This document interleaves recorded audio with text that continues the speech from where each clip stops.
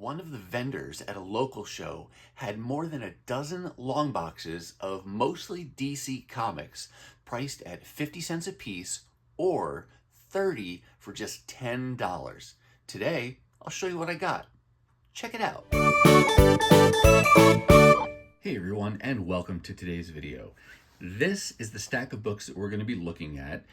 This was, again, from one vendor at a local show. He had more than a dozen long boxes of comic books that were priced at 50 cents a piece or 30 for $10, which makes it so that each book is like 33 cents a piece. Think of it as 3 for $1. However you slice it, this was an amazing deal. I will admit that when I first got there and started flipping through, I noticed that almost exclusively his books were DC. I'm primarily a Marvel collector just based on the characters, the titles, and the runs that I generally am working on building out in my collection. But then I stopped and said, you know what? This is an amazing deal, and there are absolutely DC characters and runs that I want to be working on, so I'm going to take the time and go through these boxes. Now, thankfully, they were alphabetized because when you get dollar books and 50-cent books, there's no guarantee that those boxes are going to be alphabetized. And it doesn't bother me when they aren't, but going through all DC stuff and the way that these were organized, it really was set up well for people who are collecting runs because they had a lot of issues of a lot of titles. And for all my friends out there who are DC collectors, I think any of you probably would have had a field day at this booth. But as you can see, I was successful and came away with my 30 books here. Most of these, almost all of these, are going to be Batman and Batman related. So if you're a Batman fan, then I think you're in for a treat with today's haul. If you're not a Batman fan, then I think you'll still appreciate some of the art of what we got here and some of the cool significance of a few of these books, because there are some treats in here. But I'm going to go ahead and set this down, and let's start with the non-Batman books. Going to kick things off with Star Trek Generations. This is a square bound, kind of like a trade paperback of the comic adaptation of this Star Trek Next Gen movie. This was the first Next Generation movie, I think, and I got this because my wife is a Star Trek comic book collector. We're both fans of the franchise, and this was the TV show that really hooked us on Star Trek back in the 80s, but just a cool little addition for her. I like this painted cover as well, although I'm not exactly sure what's going on down here. When I first looked at it, I couldn't figure out what Picard's doing. It looks like he's just kind of gesturing with an empty hand, almost like they forgot to draw something. But then you can see here, there's a phaser. Originally, I thought that was attached to Riker's side, but I think it's like he's tossing it or something. But I don't remember the context in the movie of what that's representing or why he's doing that. But if any of you know, let us know down in the comments. But still, a really cool little addition to her Star Trek comic book collection.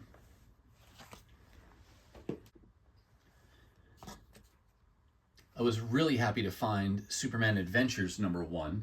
First of all, because it's a #1, and I don't have any of the issues from this series, so if you're going to have one, what better issue to have than #1?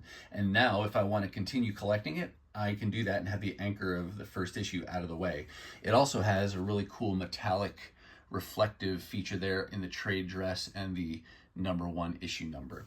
The other reason I'm really happy to have found this is because even though I didn't collect this comic book series, I did watch the show, and I just really enjoyed this show, the animated series. And one thing I particularly remember was Superman being able to take a beating from the various aliens and robots and things that he came up against. And it would just, they would seem to pummel him at first, but he could just keep getting back up and taking more. So I just thought it was a really good show, and happy to have issue 1 from the comic book based on the series.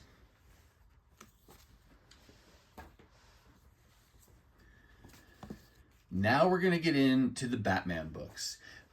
Just about everything I found at this sale was Batman and Batman related. The majority of the books here at the beginning were from Detective Comics, the first volume. I am not trying to collect a complete run of that, but there was a period in the 80s and the early 90s when I was collecting various Batman titles, and so part of my collecting goal is to go back and fill in the holes around that era when I did start collecting. But then if I find things that are from earlier than that, then I'll pick those up as well. And what you're going to see here in some of these issues is a focus on the Norm Breyfogle run of doing art. But starting out here, we've got Detective Comics number 568 from 1986. This is a Klaus Janson cover, and he does the interior pencils as well. That's a fantastic cover, and just the 80s style Batman I really like a lot. And then I won't pause on every issue here, but just to show you some of the others I got. This is number 580 from 87. And then here's where we start to get into some of the Breyfogle issues. I really like his covers. I like his interior pencils. His cover art is what hooked me to begin with and made me want to collect his run. And I've said this before, but I love the way he plays with light shining on Batman, and you get a lot of the dark shadows and silhouette, and then part of his cape or cowl that get highlighted, or in this case you see his leg and his boot and just his fist, but everything else is in black. And he does that on several covers, so you'll see that in some of the others that come out here. But there's 594. Here was a 80-page giant that was number 598 from March of 89, and there's a variety of creators that worked on that issue.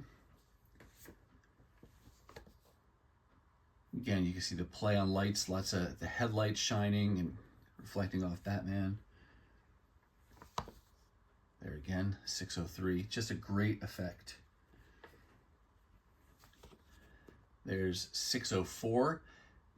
Teaser, we're going to come back to this issue because there was an extra special thing about this issue that I didn't see until after I got home.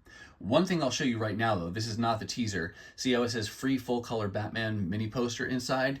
You do have to wonder when you're collecting these back issues if that mini poster is intact, and it is.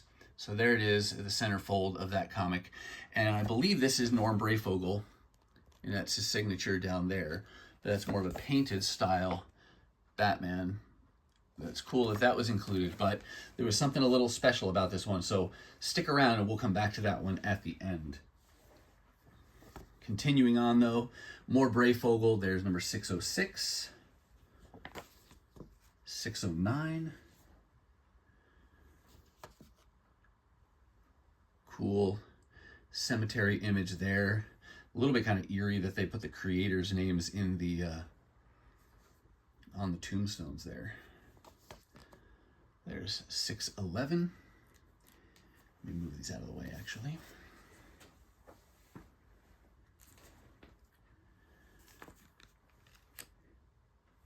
Next up, we move into a different artistic run. This is part of Graham Nolan's run. It's not his cover, but I do like Graham Nolan's pencils on Batman. I do like his style, so that'll probably be another portion of this run that I'll work on. There's 656. What's his name? I forget his name right now. Sam Keith? Is that who it is doing the cover? I recognize his art from several covers he did for Marvel Comics Presents. He's not credited on the inside, but almost certain that's his signature there. That's a cool cover by him. Here we've got number 661, part of the Graham Nolan pencils run, but I also like that Kelly Jones did the cover on this. Kelly Jones had an art run on Batman, and that was towards the end of when I was collecting Batman, but another kind of unique style and take on the Dark Knight, but I like his style and the way he draws Batman in particular and some of the other characters. So another portion of the run that I am trying to complete and build out, so I have all of his issues. And then similarly to, here's 673, another Kelly Jones cover. And with that one, that kind of does it for the Detective Comics issues. I also found several issues from this volume of Superman Batman. This ran for like 87 issues to begin with. I wasn't collecting this, and when I started, I was kind of grabbing whatever I could find, and so I had a variety of issues from all over in this run. And since then, I've settled down and tried to go more in order, and I had like the first, dozen and a half issues so that I could read them, and then I'll continue to chip away at these, at least by story arc, and as much in order as I can, so that way I can read the stories as I go instead of having to wait till I get to the end. And they had a variety of issues so I could fill in some of those earlier holes. Number 20, for example, is the lowest number I think I still needed at the time. But then I picked up 25. Is that a wraparound? Nope, it's not. I like this cover because it's got obviously Batman on it, but I have a copy of 25 with the Superman cover. Let's see, does it give us an idea of the other covers or show us what you could be collecting? Sometimes they do, sometimes they don't. But you can imagine it's a very similar looking Superman cover by Ed McGuinness. And then grabbed issue 32, 35, and 36. That may not have been every hole in the low part of my run, but tried to go in order as much as possible. And of course, I'm limited by the issues that they have at the sale. The next two books are special because I was not expecting to find them in the dollar bins. The first one is Batman number 614. This is part of the Hush storyline, written by Jeff Loeb and with pencils by Jim Lee. This has been collected in a variety of formats. It's been reprinted, probably one of the most famous Batman stories of the modern era. And so to find any of the issues in the dollar bins from this story is more the exception rather than the norm. That being said, I now have more than half of it as a result of patiently waiting and searching the dollar bins. And so this was a really kind of creepy Joker cover.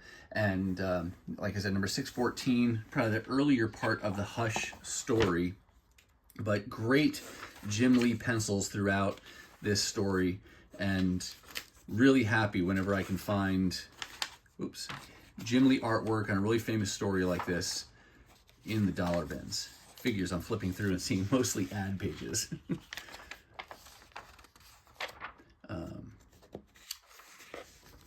We'll just show you that one with Batman and Catwoman fighting there. But very happy to find that.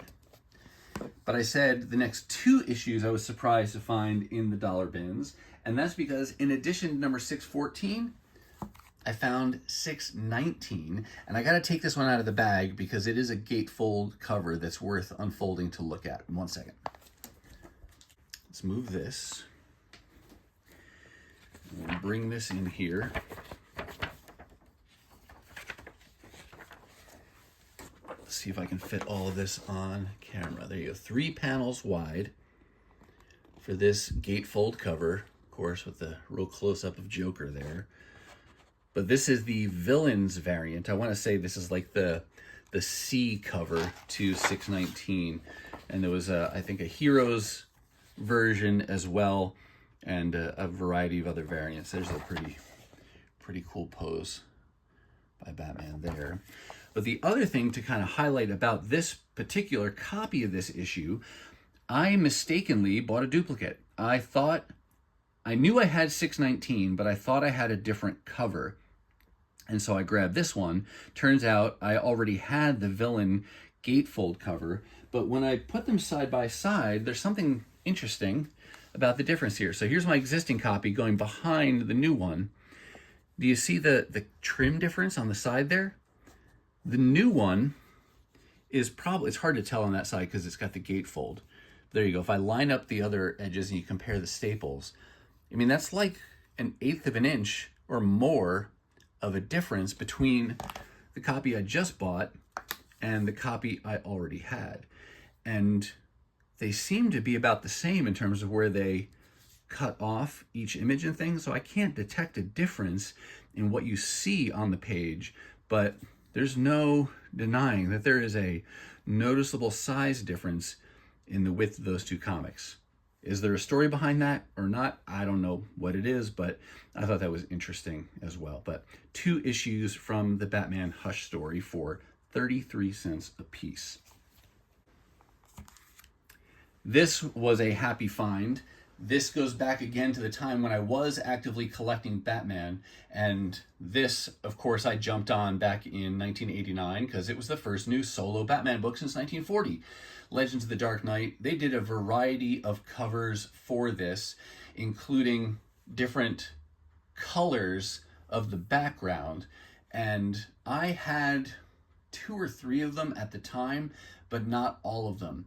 And with this find, I think I have a copy of each of the colors. In fact, maybe it'd be worth showing you those. So I'll be right back. I'm going to grab those other covers and I'll put those on here for you to see as well.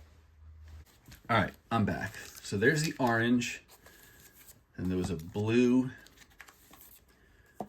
kind of a greenish, and then the pink one. So now I have 1 of each.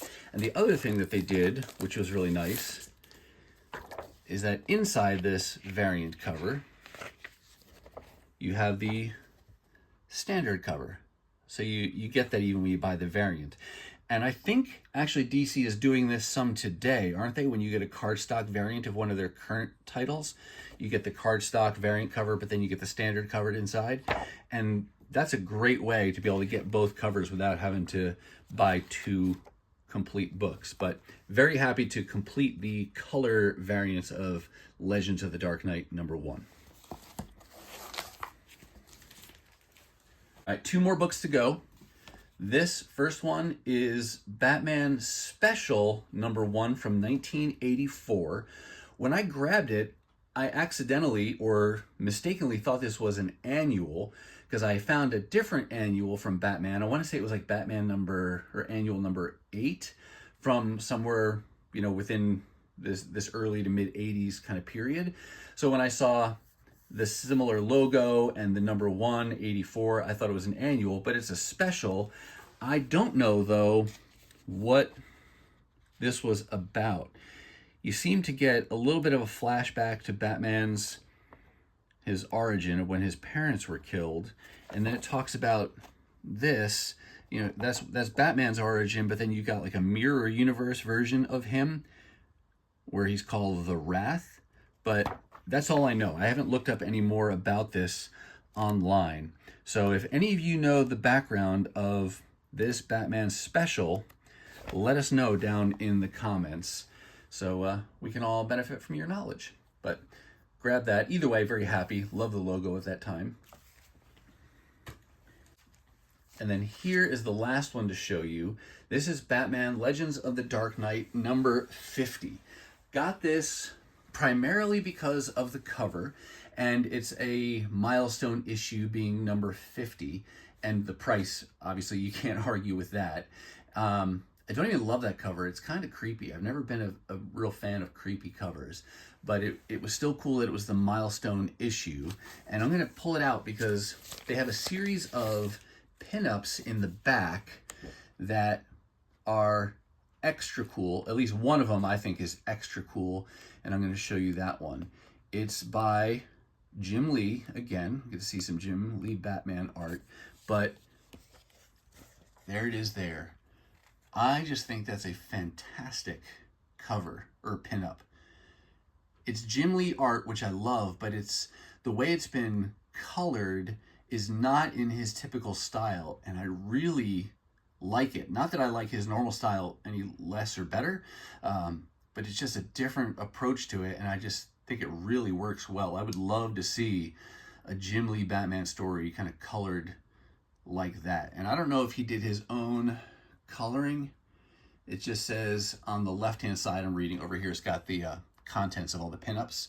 So for the Jim Lee one, it says, one of the founders of Image Comics, Jim is creator of some of today's most popular comics characters, such as Wildcats and Deathblow. But no, it doesn't say, doesn't give credit to anybody else doing the color, so maybe he did his own. But I just think that's fantastic looking. And yeah, would love to see a whole story done like that. But yeah, I'll just flip through here so you can see some of the other pinups that get done. Oops, what was that one? Sorry. I don't recognize the initials all the time. That's cool with Batman on the motorcycle there. But I love the comics that'll have various pinup galleries in the back. It's just kind of cool to get some extra art like that, and by various artists really well known in the industry. And that's a Mike Zeck piece right there. But I didn't know that those pinups were there at the back of that. Again, just saw it for that iconic cover and that it was a Milestone issue, but really happy to have scored that one as well and added that one to my collection. All right, now, if for those of you who have hung around till the end here and took that teaser and said you want to see how that pays off, well, now's your time to get that satisfaction. This is Detective Comics number 604. Showed you that pinup in the center. Again, I'll flip open to that again so you can see it one more time. There's the Norm Brayfogle centerfold piece there. But when I was even handling this book right now, it feels thicker. And so in my mind, I didn't think anything really significant of that other than, oh, this must be some kind of Milestone issue for some reason or another. But nothing seems to indicate that on the cover other than there being a poster. And that wasn't enough to account for the thickness as you're just kind of flipping through. It's clearly bigger than a standard issue. And so I slowed down a little bit and then just started to flip through. Well, it didn't take long to realize what was causing that extra thickness. When you open the cover, look at that, double cover. So cool. I think I only have 2 double covers in my collection, this being one of them. And I was pretty excited to see that. It doesn't necessarily make it more valuable, it's just really cool. And I love seeing when people find double covers in their own hunting. It's just a cool thing to come across. But this double cover held a little secret of its own, and that is, not only is it a double cover, it's a triple cover. That was so cool. So yeah, my fingers knew that this was a thicker comic book than normal, but it wasn't because there was more story, and it wasn't because there's a poster in the middle. It's because it's a triple cover comic book. And I don't have anything like that in my collection today. So that just makes it one extra special feature about having this particular copy of this particular comic in my collection. Any of you have double covers or triple covers that you've come across hunting in the wild? What were those titles and issues? Let us know down in the comments. All right, that's going to do it for me. And that's going to wrap up this haul of books that I got during the 30 for 10 sale at this local comic show. I do hope you saw something that you liked. And if you did, go ahead, take a second and hit that thumbs up. And if you want to see more videos like this where I show you the good books I find for great prices across my various comic book adventures, and maybe get some inspiration for things that you want to be hunting for yourself, then go ahead and hit that subscribe and ring that bell for notifications so you'll know when I upload my next video. Now, if you're not quite ready for the YouTube fun to stop, I have hand-selected a couple videos here for you to check out. As always, thank you so much for watching, and I'll see you next time.